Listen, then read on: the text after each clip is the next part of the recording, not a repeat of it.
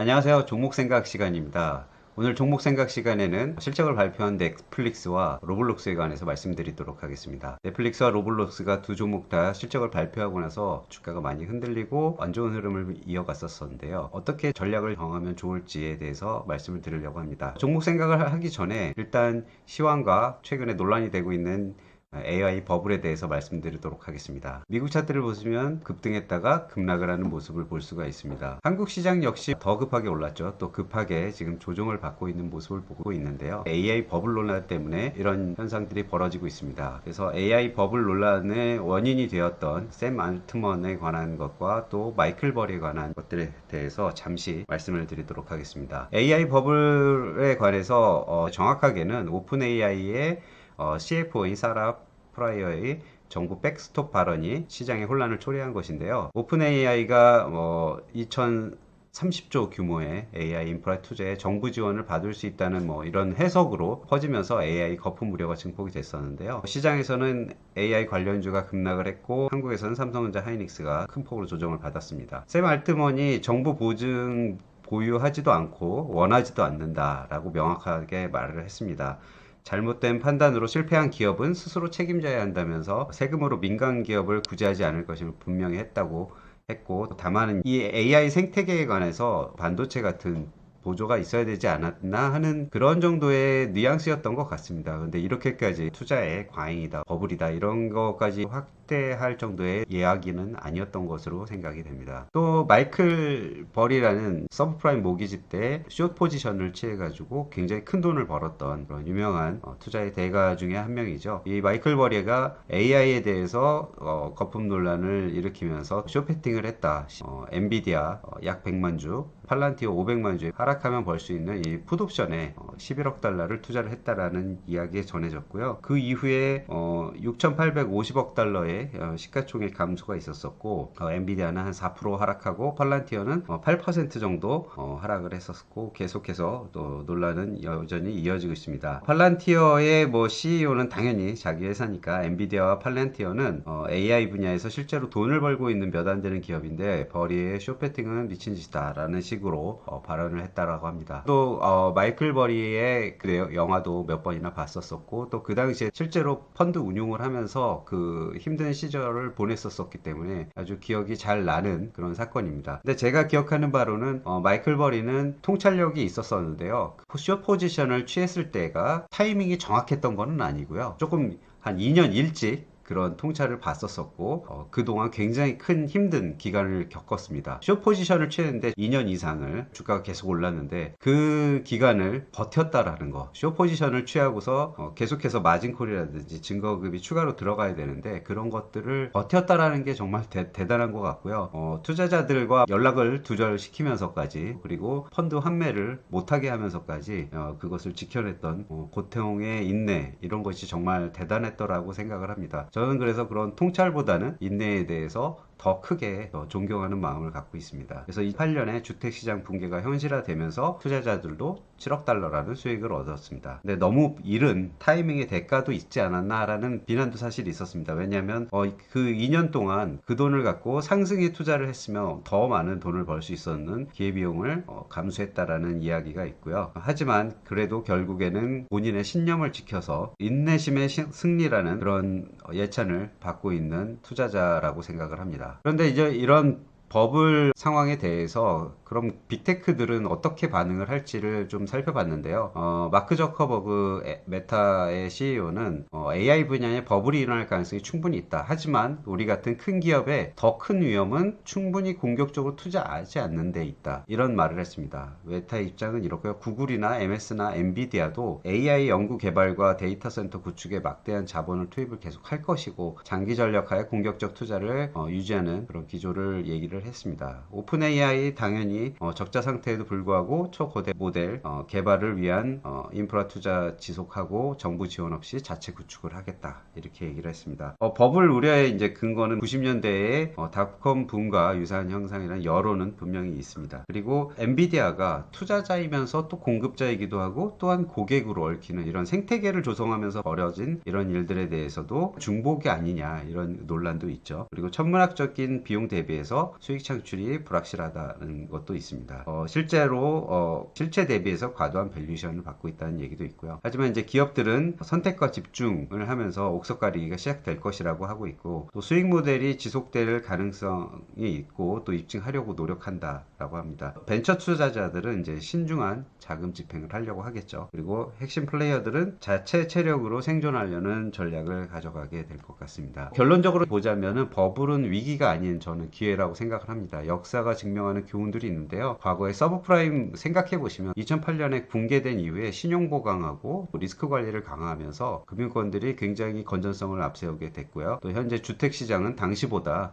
그 버블이 붕괴해서 폭락했던 그때의 주택값보다 지금 주택 시장은 훨씬 더 가격도 높고 또 더 크고 건강하게 성장한 것을 봤습니다. 아주 뒤로 돌아가서 우리가 이 망을 까는 거와 비슷하게 생각할 수 있는 철도 투자 버블을 생각할 수 있는데요. 철도를 투자하던 당시에도 수많은 노선을 깔았다고 합니다. 그런 과잉 투자로 인해서 많은 기업이 파산하기도 했는데, 결국 철도 산업은 경제와 그 산업의 발전의 토대가 되었다는 것을 여전히 우리가 느낄 수가 있죠. 그래서 버블 경고가 발생하는 것은 과잉 투자가 나올 때는 당연히 나오는 거고요. 또 이런 것을 통해서 버블이 깨지게 되면 시장이 자정작용을 하는 리스크 강화를 하게 됩니다. 그리고 제 생각에는 그런 흔들림 속에서 투자 기회는 또 창출이 될 거라고 생각을 하고 있습니다. 버블 경고가 공개적으로 논의될 때는 오히려 시장이 조정 국면을 진입하면서 건전성을 회복하는 시기가 된다고 생각을 하고요. 진짜 위험한 버블은 아무도 경고하지 않을 때 온다. 예로 8년 그때도 보면 그렇게 크게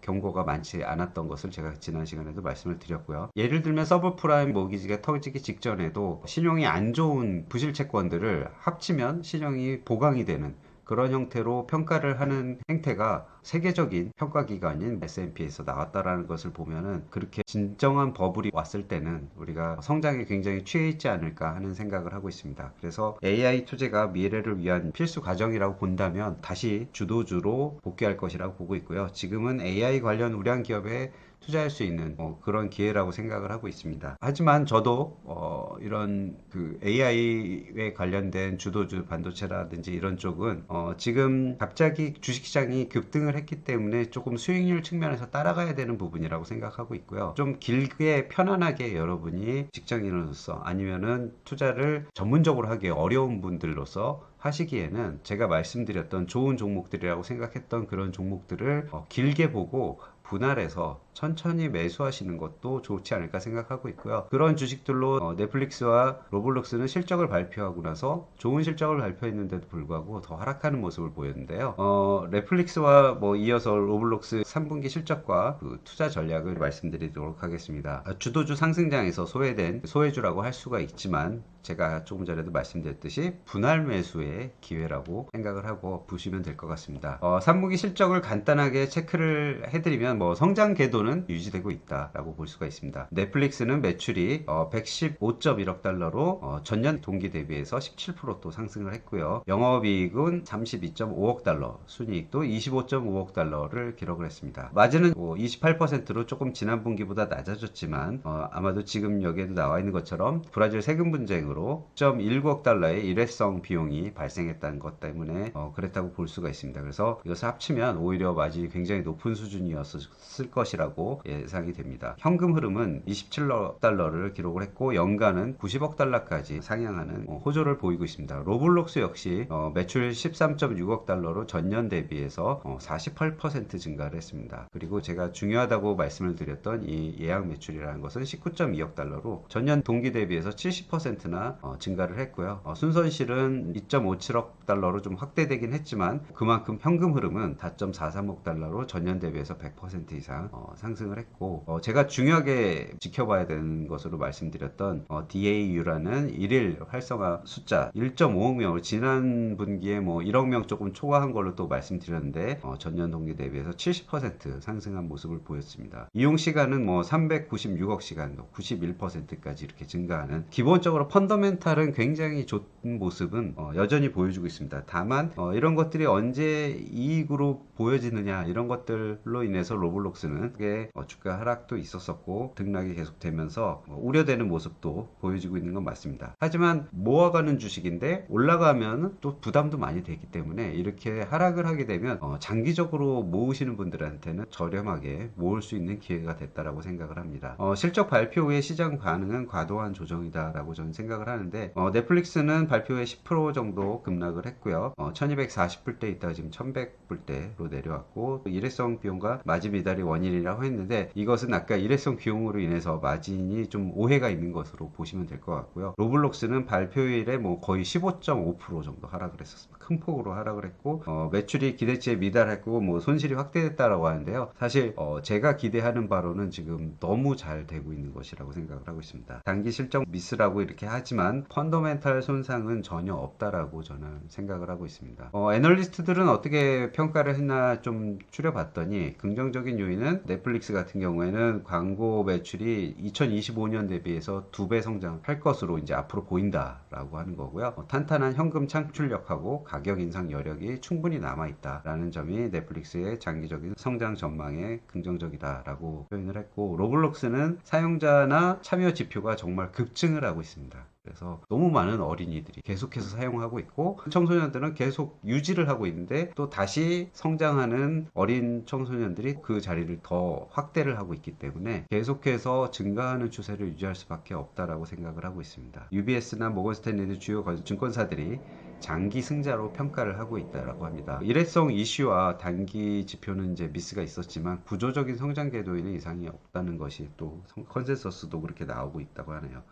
우려 요인은 늘상 있는 겁니다. 고밸류에이션 부담이 있고요. 성장률 둔화 가능성이 넷플릭스 같은 경우에는 가입자가 좀 증가세가 주춤한다든지 라는 것이 있을 수 있고 마찬가지로 로블록스도 유저가 줄어들 수 있다라는 그런 우려감이 있는 거죠. 그리고 이제 특히 주가적인 측면에서는 AI 테마에 집중을 되면서 이제 장기적으로 성장주이기 때문에 지금 최근에 성장하고 있는 AI 테마주들의 주식의 매기가 쏠릴 수밖에 없습니다. 그래서 반도체는 AI 칩 수요 폭증 때문에 좀 올라가고 있고요. 데이터 센터도 인프라 투자가 급증을 하고 있죠. 피지컬 AI인 로봇도 자동화 테마 때문에 부각이 되고 있고요. 이런 것들을 다 짓고 작동하게 할 수 있는 전력이 굉장히 많이 필요하기 때문에 전력 관련주들이 또 핵심 주도주가 되고 있습니다. 그래서 최근 시장은 AI와 로봇 성장을 견인하는 주도 섹터로 극심하게 편중이 되어 있는데요. 이 과정에서 넷플릭스, 로블록스와 같은 초장기 우량 성장주들은 펀더멘탈 문제가 없어도 투자 심리적으로 소외되는 현상이 발생될 수 있습니다. 그리고 넷플릭스와 로블록스 같은 경우에는 최소 5년 이상은 모아가야 되는 그런 주식으로 생각을 하고 있기 때문에 길게 보면 메타버스 시대가 올지 안 올지 모르지만 그와 유사한 시대가 올 때까지는 충분히 계속해서 모을 수 있는 주식이라고 생각을 합니다.